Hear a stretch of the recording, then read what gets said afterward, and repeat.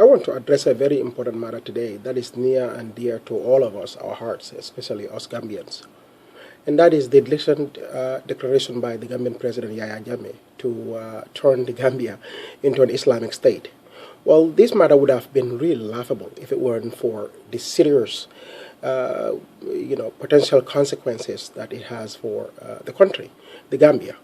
And so I want to take a minute to actually address this point and to express our collective disgust at not only the pronouncement of it, but the intent to actually follow through with it.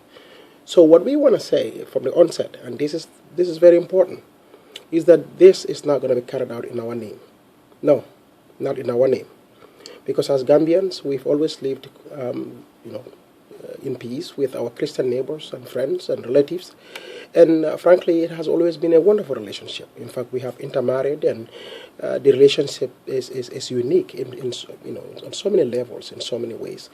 This is one country where if you go there, you wouldn't tell the difference between Christians and Muslims. And that's how it used to be. But unfortunately, what Yahya Jammeh intends to do is to change the very character of our nation and the very fabric of our society, and to also really create a society in which division becomes the hallmark of how we deal with everything that we do. And that we don't want to live like that. We want to live in a free society. That freedom has been denied to us for many, many years. And this pronouncement, obviously, is part of that pattern of abuse that we are seeing in that country. Because next he will be announcing what? Sharia law. Well, that Sharia law is going to be used to further abuse an already traumatized nation and to, frankly, isolate religious minorities and create so many other problems for us. But he is reckless. We expected him to behave like this. It's not like this came out of the blues and we are all shocked, because Yahya has committed too many crimes for us now to not realize that we are dealing with an evil dictator. But the point is, this action here has the potential to have far, much bigger consequences and implications for that small nation. And this is why this is so important. Because with this action, we could potentially find ourselves in a situation in that country where violence will become the order of the day.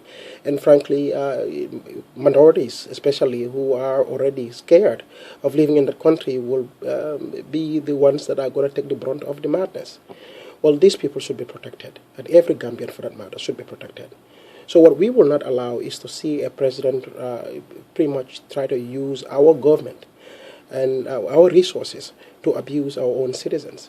Well, if you are Muslim too and you don't see the danger in this, I'm telling you that, frankly, if some of these things are passed into law, you are not going to be spared, because who knows who's intended target for Yahya Jammeh.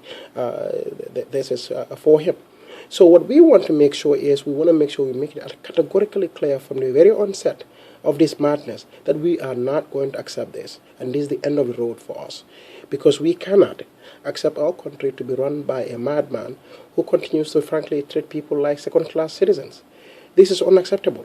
And so we are asking the international community, the countries in our sub-region, to join us in our effort to make sure that we make it categorically clear to Yahya Jammeh that the abuse is not going to continue and that is unacceptable.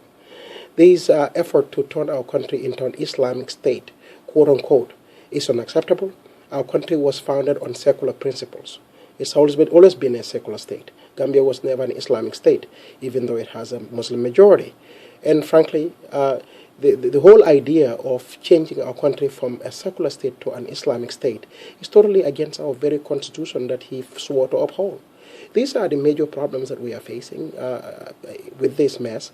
And we want to make sure, like again, we are emphasizing on this, and this is very important, because the dangers that are lying beneath this mess, frankly, because Boko Haram, ISIS, and all these crazy groups that are out there, Gambia could easily become their base, if you will. So we want to make sure that the international community comes and joins us in this effort to address this problem from at this very moment, so that we don't have to deal with a bigger mess in the future. Thank you.